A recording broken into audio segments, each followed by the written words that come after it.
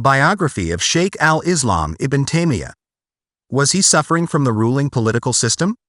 His qualities and morals since the emergence of the Islamic message and its spread in the world. Part 7. We continue to narrate a stage in the life of Sheikh Al-Islam Ibn Taymiyyah. Ibn Taymiyyah issued various fatwas obliging all Muslims to fight the Mongols, declaring them as mushrikin, polytheists, similar to the people from the age of Jahiliyyah, pre-Islamic ignorance.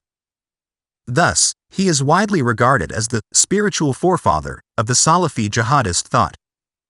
20th-century Islamist ideologues like Muhammad Rashid Rida, Saeed Qutb, Abd al-Salam Faraj, Usama bin Laden, etc. drew upon these revolutionary ideas to justify armed jihad against the contemporary nation-states. Ibn Taymiyyah's fatwa on Alawites as more infidel than Christians and Jews has been recited by Muslim Brotherhood-affiliated scholar Yusuf al-Qaradawi. Ibn Taymiyyah's role in the Islamist movements of the 20th and 21st century have also been noted by the previous coordinator for counterterrorism at the United States Department of State, Daniel Benjamin, who labels the chapter on the history of modern Islamic movements in his book The Age of Sacred Terror as Ibn Taymiyyah and His Children. Yosef Rapoport, a reader in Islamic history at Queen Mary, however, says this is not a probable narrative.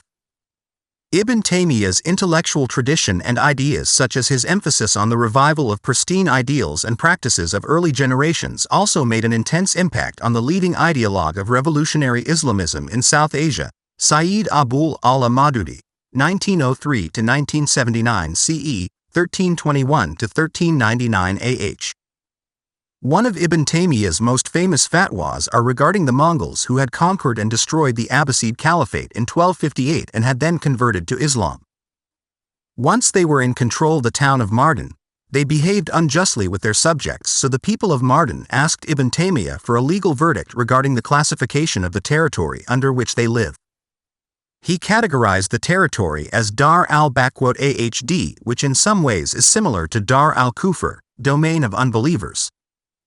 Included in his verdict was declaring the Mongol ruler Ghazan and other Mongols who did not accept Sharia in full as unbelievers.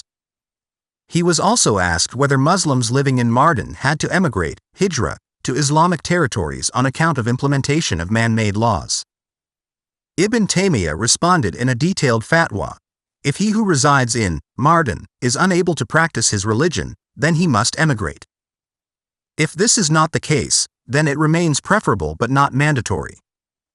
The helping of the enemies of the Muslims with their lives and wealth is prohibited upon them, and it is required to abstain from that from whatever route possible. If that is not possible except by undertaking migration, then it is obligatory. It is not of the category of the Dar al-Islam nor of the category of Dar al-Harb. It is a third division by which the Muslim is treated according to what he deserves, and outsiders are dealt with as they deserve. According to Nettler and Kechichian, Ibn Taymiyyah affirmed that jihad against the Mongols was not only permissible but obligatory because the latter ruled not according to Sharia but through their traditional, and therefore man-made, Yasa code. This essentially meant that Mongols were living in a state of Jahiliyyah, ignorance. The authors further state that his two famous students, Ibn Qayyim and Ibn Kathir, agreed with this ruling. He called for a defensive jihad to mobilize the people to kill the Mongol rulers and anyone who supported them, Muslim or non-Muslim. Ibn Taymiyyah, when talking about those who support the Mongols, said, "Everyone who is with them, Mongols, in the state over which they rule has to be regarded as belonging to the most evil class of men. He is either an atheist, zindiq, or a hypocrite who does not believe in the essence of the religion of Islam. This means that he only outwardly pretends to be Muslim, or he belongs to the worst class of all people who are the people of the bid'ah, heretical innovations." Yahya Mashay says that Ibn Taymiyyah's call to war was not simply to cause a rebellion against the political power in place, but to repel an external enemy. In another series of fatwas, Ibn Taymiyyah reiterated the religious obligation of Muslims to fight the Ilkhanids on account of their negligence of Islamic laws. He also took issue with their non-religious approach to dealing with various communities such as Christians, Jews, Buddhists, etc., and employing a large chunk of their armies with non-Muslims. Citing these and various other reasons, Ibn Taymiyyah pronounced, fighting them, the Tatars, is obligatory by consensus of the Muslims. If fighting against the Kurds and the Arabs and others from the Bedouin who do not adhere to the law of Islam is obligated even if they are not of harm to the people living in the cities, then how about these people? Yes, it is required to exhibit the laws in fighting them. They call to the religion of Islam and praise the religion of these disbelievers over the religion of the Muslims, and they legislate in what they dispute between themselves with the legislation of the time of ignorance, not with the legislation of Allah and His Messenger. Such is the case of the elders among their viziers and others who put the religion of Islam similar to the religion of the Jews and Christians, and claiming that these are all ways to Allah. Then among them are those who choose the religion of the Jews or Christians, and those who choose the religion of the Muslims. This phenomenon is increasing in great number among them, even in their jurists and worshippers, especially the Jamites from the Pharaonic atheists and the like, as philosophy has overtaken their thought. The viziers who spread the views of their leader ultimately lead them into the aforementioned class, i.e., they leave Islam. They become these philosopher Jews, ascribing to Islam what they have of their Judaism and philosophy.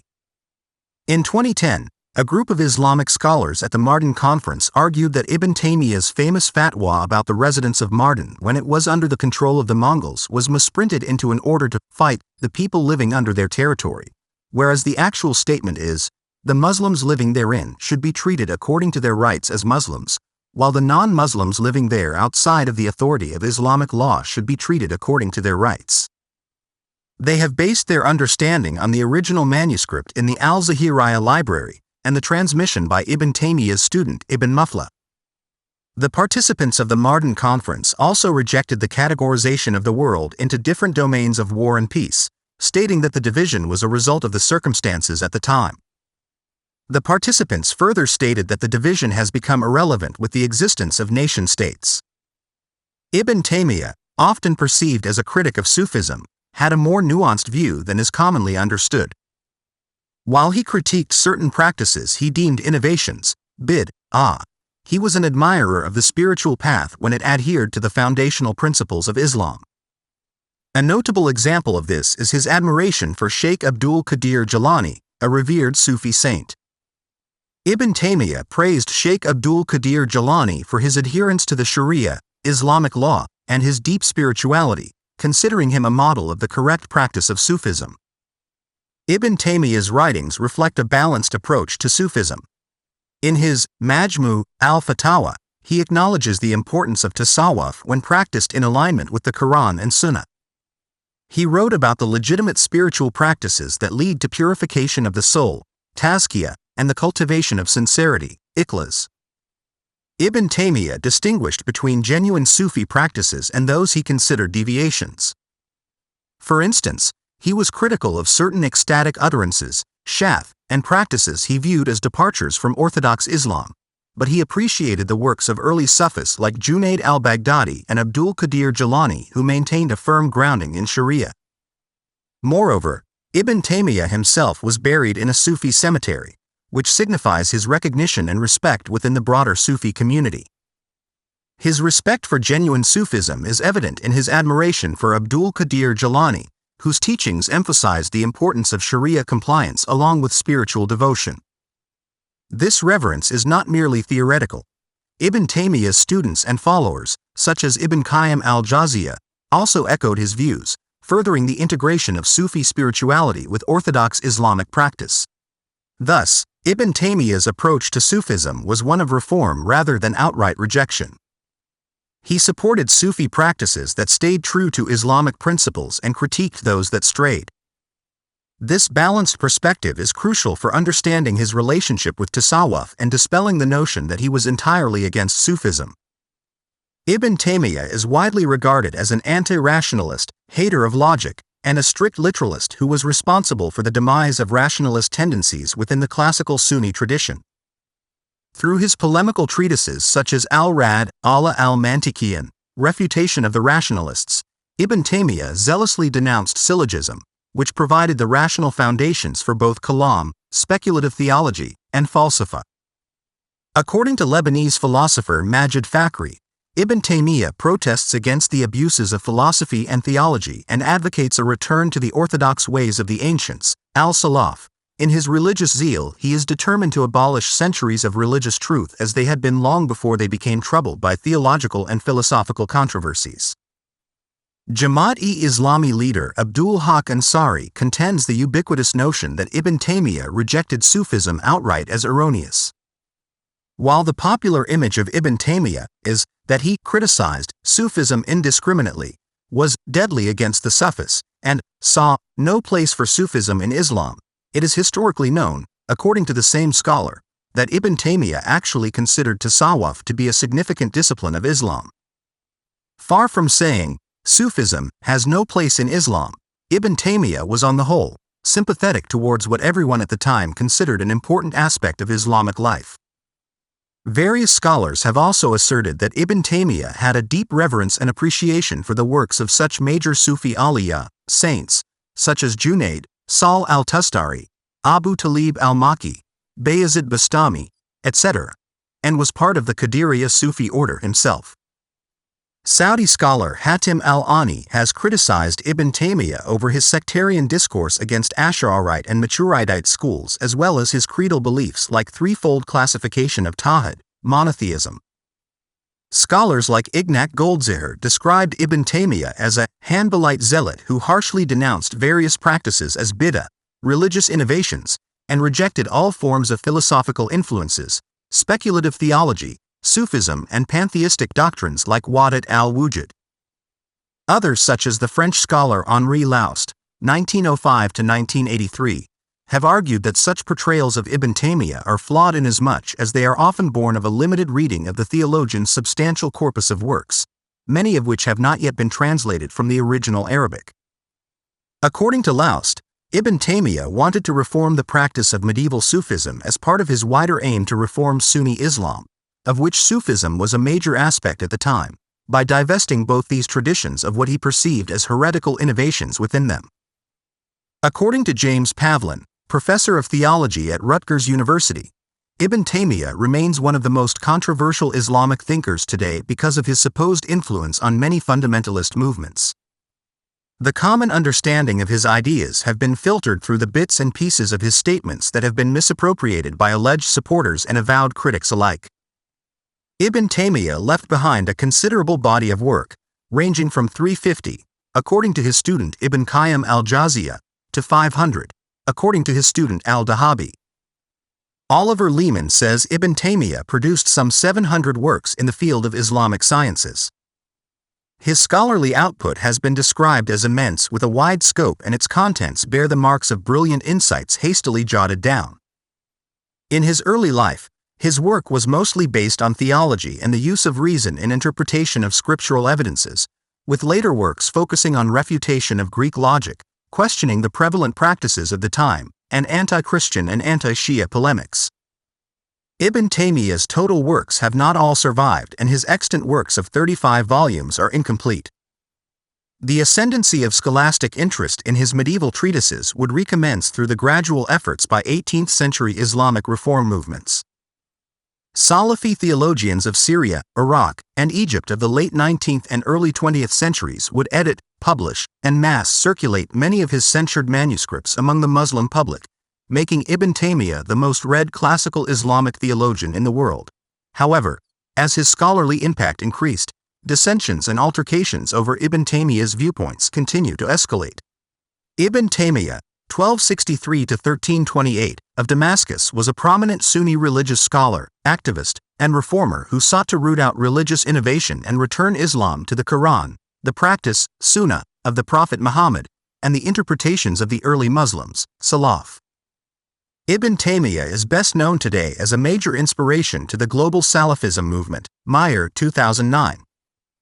Ibn Taymiyyah was in fact very well read in the philosophical and theological literature of his day, Misho 2000b, 599, and he deployed extensive hermeneutical reflection and rational argumentation to defend his interpretation of Islamic revelation as fully congruent with reason. While it may go too far to call Ibn Taymiyyah a philosopher, Tamer 2013–373, he was certainly an apologist for the rationality of Islamic revelation, and there is much of philosophical interest in his writings. Ibn Taymiyyah's approach has thus been called philosophical theology, Hoover 2004-295, and Quranic rational theology, Ozervarli 2010-78. Mongol invasions shaped Ibn Taymiyyah's childhood and early career. The Mongols conquered Baghdad in 1258 and established the Ilkhanid Mongol Empire in Iraq and Persia, one of the four major Mongol empires that together controlled the vast expanse of territory from Eastern Europe to the Korean Peninsula. In 1260, the Mamluk rulers of Egypt and Syria halted the Ilkhanid Mongol advance from the northeast at the Battle of Ain Jalut in Palestine. Ahmad ibn Taymiyyah was born in 1263, 661 in the Islamic calendar, in Harran, which is located today in southeastern Turkey. The Mamluks controlled Harran at the time, but later in 1269 Ibn Taymiyyah's family fled a Mongol incursion and settled in Damascus. His father was a Hanbali religious scholar who became head of the Sukkariya Madrasa. Ibn Taymiyyah excelled at the religious sciences and took over as head of the Sukkariya in 1284 when his father died. Ibn Taymiyyah found himself in theological difficulty in 1298 for writing against the Ash'ari Kalam theology of God's attributes. He was charged with ascribing a body to God, tajsim, interrogated, and then released. The issue of theological corporealism would re-emerge several years later. In the meantime, the Mongols invaded Syria 3 times between 1299 and 1303. The Ilkhanid Mongols had converted to Islam in 1295, which raised the ethical problem of Muslims fighting Muslims. Ibn Taymiyyah argued that the Mamluks must defend Islam against the Mongols because the latter did not adhere to all the laws of Islam and were motivated by their own interests rather than the interests of religion. The Mamluks eventually repelled the Mongols and enjoyed an extended period of peace and economic prosperity. With the passing of the Mongol threat, Ibn Taymiyyah agitated against Sufi theology and popular religious practices that he believed deviated from Islam and weakened Muslim society. In response, his enemies among the religious scholars gained the support of the Mamluk political authorities to have him tried again for theological corporealism. 3 trials held in Damascus in January and February 1306 were inconclusive. He was then summoned to Cairo, the Mamluk capital, where he was convicted of corporealism and related issues in April 1306 and imprisoned for 18 months. In April 1308 he was imprisoned again in Cairo for another 16 months following a disturbance with Sufis. He was transferred to Alexandria in August 1309 and placed under house arrest for 8 more months. Ibn Taymiyyah then enjoyed 3 years of calm in Cairo. In 1313 he returned to Damascus where he spent the rest of his life writing and teaching a small circle of disciples. This period was punctuated by disputes with religious scholars that led to Mamluk state intervention. In 1318 he was imprisoned for 5½ months for issuing unorthodox opinions about divorce oaths. He suffered further imprisonment in 1326 for teaching against undertaking travel to graves to seek intercession through the dead. He remained in prison until his death in September 1328, 728 in the Islamic calendar. Ibn Taymiyyah did not write systematic works of theology or philosophy. He instead left a vast corpus of refutations and fatwas of widely varying lengths and degrees of organization. It is difficult to date Ibn Taymiyyah's writings, and it is for this reason challenging to trace development in his thought. Nonetheless, it is possible to sequence his 3 largest theological tomes. Ibn Taymiyyah wrote Explication of the Deceit of the Jama'ah, Bayan Talbis al-Jama'ah, a refutation of Ash'ari incorporealism, during his first 12 months in prison in Egypt, that is, between April 1306 and April 1307. He composed his masterwork averting the conflict between reason and revealed tradition, Dar Tarid al-Aqwal wa al-Naqwal, sometime after 1313, followed by his refutation of Twelver Shi'ism, the way of the prophetic Sunnah, Manhaj al-Sunnah al-Nabawiyah. These 3 works take up 10, 11, and 9 volumes, respectively, in their modern Arabic critical editions. I stop at this point today. Until next time, stay curious, stay informed, and keep exploring the world's incredible stories. Soon we will publish Part 8. Thank you for watching.